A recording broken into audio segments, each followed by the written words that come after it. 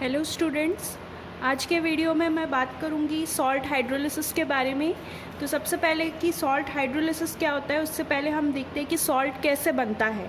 तो सॉल्ट जो है वो एसिड और बेस जब रिएक्ट करता है तब इससे सॉल्ट का फॉर्मेशन होता है, और ये जब सॉल्ट फिर से वाटर से रिएक्ट करता है और वापस से एसिड और बेस बनाता है, तो इस प्रोसेस को सॉल्ट हाइड्रोलिसिस बोलते हैं।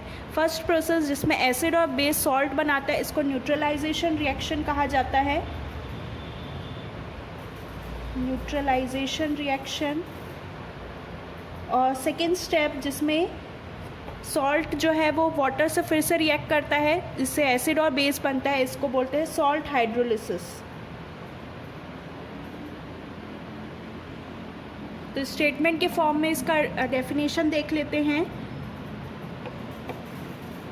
सबसे पहले जो है सॉल्ट के बारे में देखेंगे। तो salt is a compound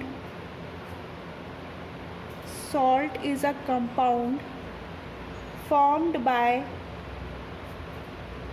the neutralization reaction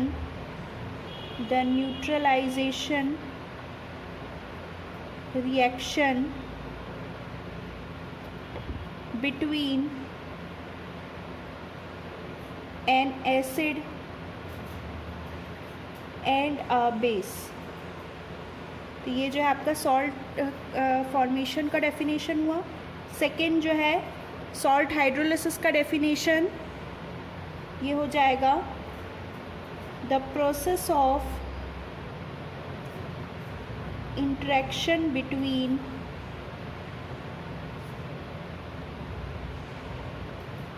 cations or anions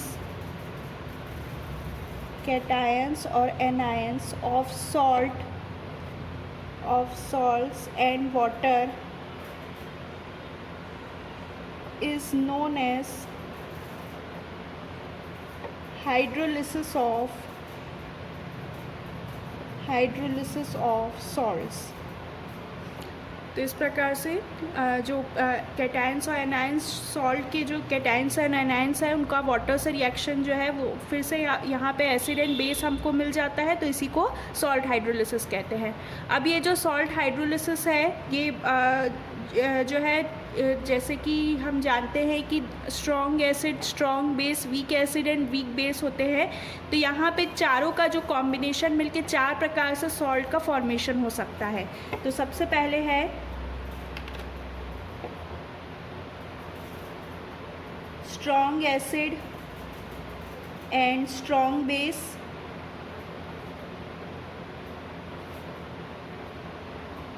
strong acid and strong base. दूसरा होगा strong acid and weak base. तीसरा होगा weak acid and strong base. और चौथा होगा weak acid and weak base. तो इस प्रकार से यहाँ पे 4 कॉम्बिनेशंस है जिससे कि सॉल्ट का फॉर्मेशन होता है। तो यहाँ पे हम जो है इस वीडियो में मैं एक सॉल्ट का जो है यहाँ पे इसका hydrolysis constant, degree of hydrolysis और इसका पीएच जो है मैं इसका डेरिवेशन हम देखेंगे। तो सबसे पहले जो है hydrolysis constant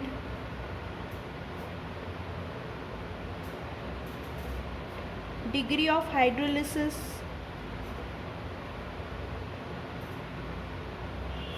and pH for weak acid and strong base। तो यहाँ पे hydrolysis constant, degree of hydrolysis और पीएच जो है वीक एसिड और स्ट्रॉन्ग बेस के लिए निकालेंगे। यहाँ पे मैं सबसे पहले जो है वीक एसिड और स्ट्रॉन्ग बेस इसको जो है मान लेती हूँ, इसका जो सॉल्ट है वो है BA। यहाँ पे ये जो BA है, ये B जो है वो स्ट्रॉन्ग एसिड है और A जो है B जो है वो स्ट्रॉन्ग बेस है और A जो है वीक एसिड है। इसका जब हाइड्रोलिसिस होगा, ये सॉल्ट है, इसका जब हाइड्रोलिसिस होगा तो ये बनेगा इक्विलिब्रियम कंडीशन पे BOH + HA। तो यहाँ पे हाइड्रोलिसिस होने के बाद ये फिर से ये एसिड और बेस और एसिड बन रहा है, तो ये जो है स्ट्रॉन्ग बेस बनेगा प्लस वीक एसिड। यहाँ पे जो सॉल्ट जैसा होगा, यहाँ पे सॉल्ट जो है weak acid plus strong base है, तो इसमें जब सॉल्ट हाइड्रोलिसिस होगा तो इसका जो फिर से एसिड और बेस बनेगा वो फिर से वो स्ट्रॉन्ग बेस और वीक एसिड ही रहेगा। इसको मैं और किस फॉर्म में लिख सकती हूँ, यहाँ पे यदि मैं इसको आयनिक फॉर्म में लिखी तो ये हो जाएगा। इसी इक्वेशन को मैं और कैसे लिख सकती हूँ, B plus A- plus H2O gives B plus OH minus plus HA। तो ये जो है सेम उसी इक्वेशन को मैंने रिएक्शन को मैंने इस आयनिक फॉर्म में लिख लिया है।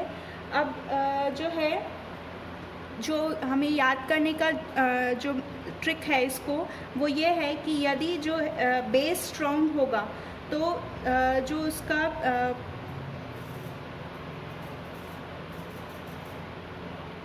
तो जो आयनाइजेशन होगा उसका सॉल्ट का, वो जो है नेगेटिव पार्ट इसका आयनाइज्ड होगा। यदि बेस जो स्ट्रॉन्ग है तो इसका जो नेगेटिव पार्ट है उसका आयनाइजेशन होगा। यदि जो है यदि एसिड स्ट्रॉन्ग है तो उसका पॉजिटिव पार्ट जो है आयनाइज होगा। तो ये जो है यहाँ पे ट्रिक हमें याद रखना है। तो यहाँ पे ये जो है स्ट्रॉन्ग बेस की बात करें तो यहाँ पे इसका नेगेटिव पार्ट, सॉल्ट का जो नेगेटिव पार्ट है वो यहाँ पे आयनाइज्ड होगा। तो ये जो है रिएक्शन हो जाएगा A- plus H2O equilibrium state में HA प्लस OH माइनस। तो यहाँ पे जो है बेस स्ट्रॉन्ग है, इसीलिए इसका जो नेगेटिव पार्ट है वो जो है आयनाइज्ड होगा और यहाँ पे ये जो है HA प्लस OH माइनस यहाँ पे बनेगा।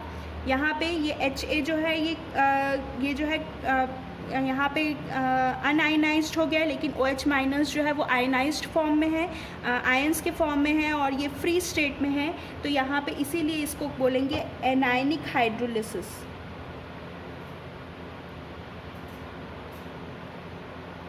Anionic hydrolysis.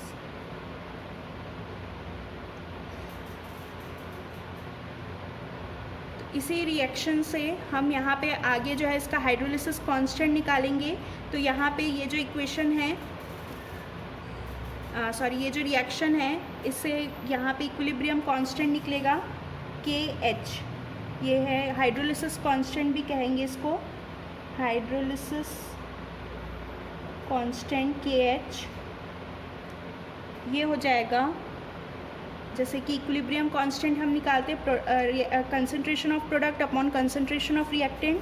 तो यहाँ पे ये हो जाएगा concentration of product HA into concentration of OH minus upon concentration of A minus into concentration of H2O। ये हमारे इक्विलिब्रियम कांस्टेंट निकलेगा या हाइड्रोलिसिस कांस्टेंट जिसे कहेंगे। फिर यहाँ पे ये जो वाटर होता है उसका कंसंट्रेशन बहुत ही ज़्यादा हाई होता है, इसीलिए इसका कंसंट्रेशन को हम 1 लेते हैं। तो कंसंट्रेशन ऑफ वाटर,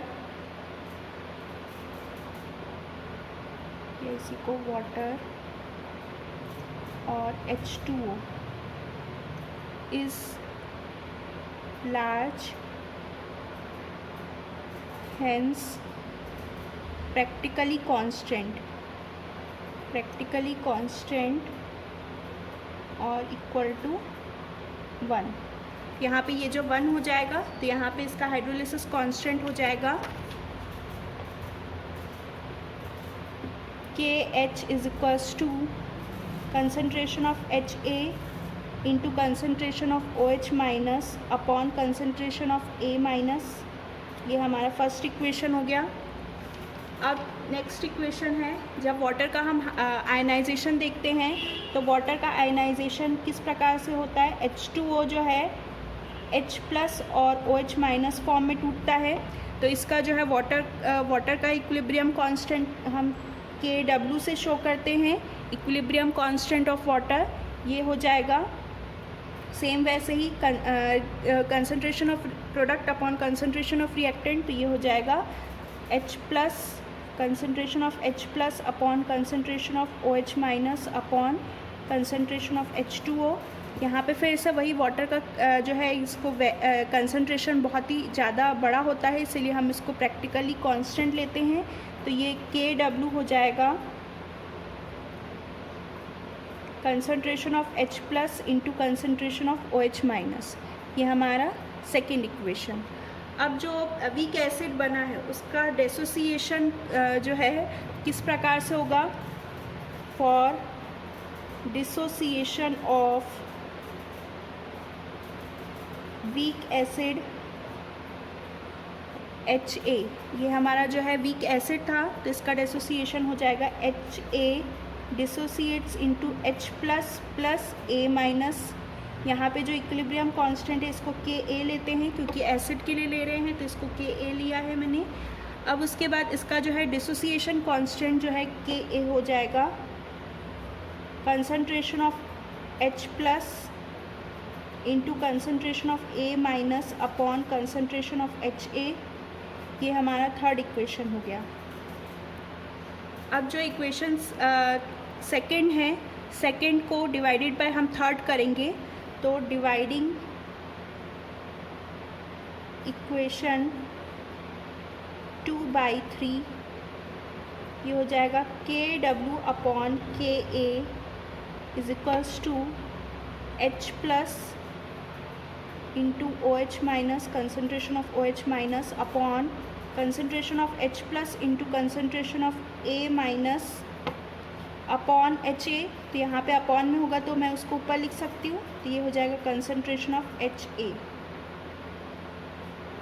यहाँ पे जो है H प्लस दोनों कैंसिल हो गया, तो यहाँ पे बचेगा Kw upon Ka is equals to OH concentration of OH minus into concentration of HA upon concentration of A minus. अब ये जो है इक्वेशन आप देख सकते हैं कि ये जो इक्वेशन है इस तरफ राइट हैंड साइड वाला, वो इक्वेशन फर्स्ट के राइट हैंड साइड से इक्वल है। तो हम इसको क्या कर सकते हैं, इसके जगह पे ये जो है इसके जो Kw अपॉन K है A है वो उसके KH से इक्वल हो जाएगा। तो हम इस इक्वेशन को जो है इसके जगह पे मैं इसकी वैल्यू पुट कर देती हूँ। इसको मैं इक्वेशन 4 लिख लेती हूँ। ये हो जाएगा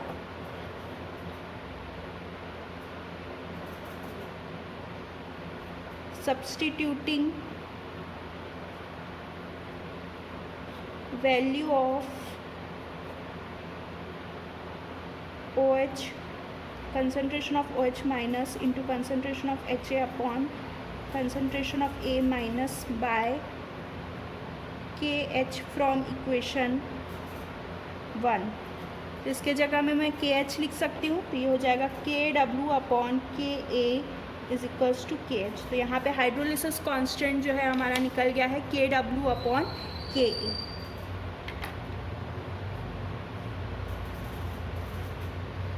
अब नेक्स्ट बात करते हैं कि हमारा पहला जो है हाइड्रोलिसिस कांस्टेंट निकला, दूसरा डिग्री ऑफ हाइड्रोलिसिस के बारे में। तो सेकंड है डिग्री ऑफ हाइड्रोलिसिस।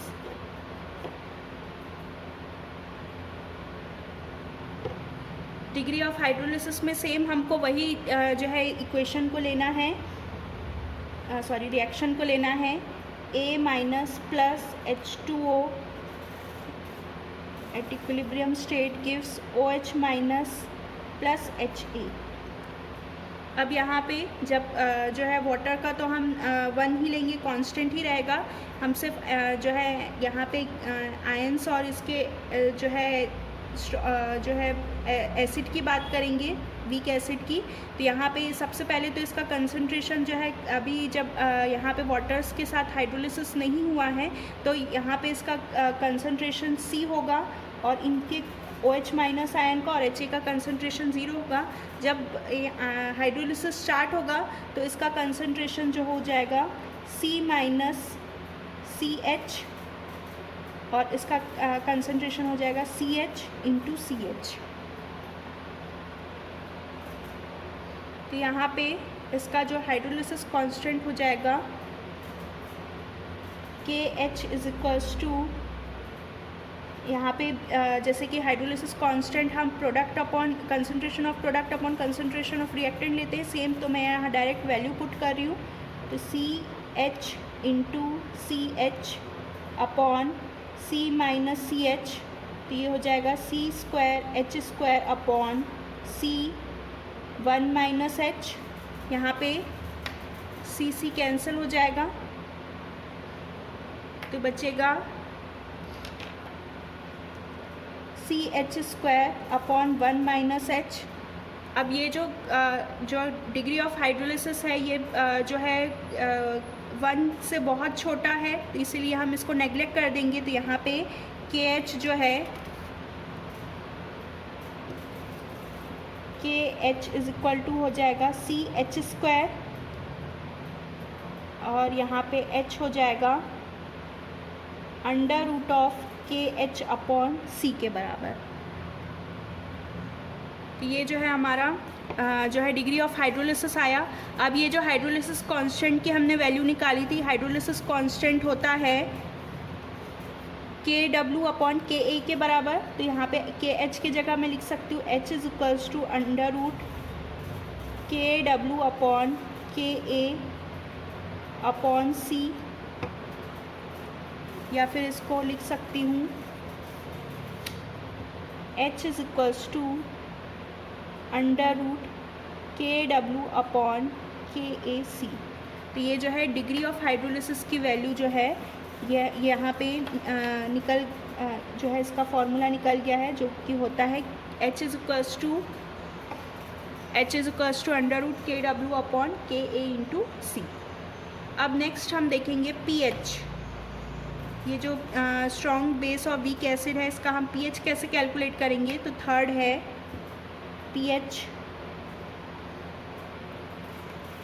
pH के लिए हमने जैसे इक्वेशन यहाँ पे रखा था,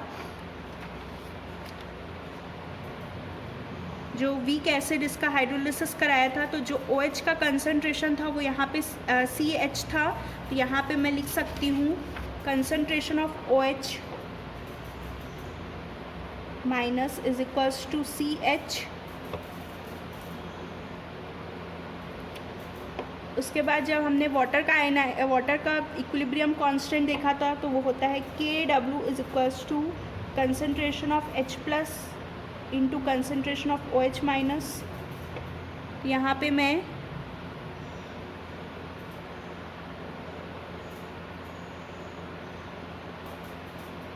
H प्लस के फॉर्म में यदि लिखूँगी तो कंसंट्रेशन ऑफ H प्लस हो जाएगा KW upon concentration of OH minus. अब इस OH की जगह में मैं CH लिखूँगी तो ये हो जाएगा H plus is equals to concentration of H plus is equals to KW upon CH।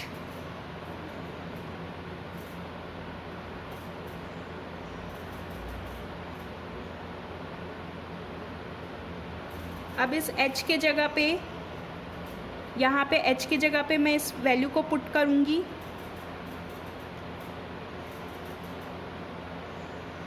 तो ये हो जाएगा H की जगह पे H plus is equals to KW upon C under root of KW upon KA into C। इसी को मैं रिवर्स कर देती हूँ तो ये हो जाएगा KW upon C under root KAC upon KW। अब इस यहाँ पे ये जो है इसको मैं अंदर ले जाऊँगी तो ये जो है स्क्वायर में चले जाएगा, तो ये हो जाएगा KA KW square into C upon C square, ये अंडर रूट में आ जाएगा KW। यहाँ पे अब KW एक KW कैंसिल हो जाएगा और एक C कैंसिल हो जाएगा। यहाँ पे बचेगा under root of KA into KW upon C।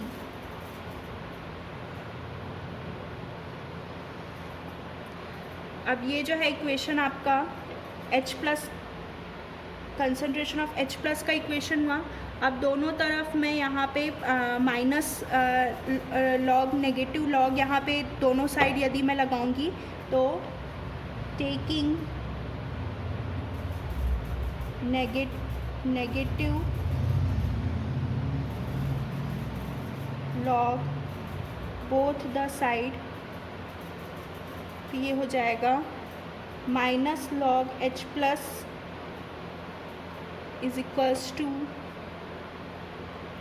Minus log, इसको मैं लिख सकती हूँ KA up into KW upon C to the power half.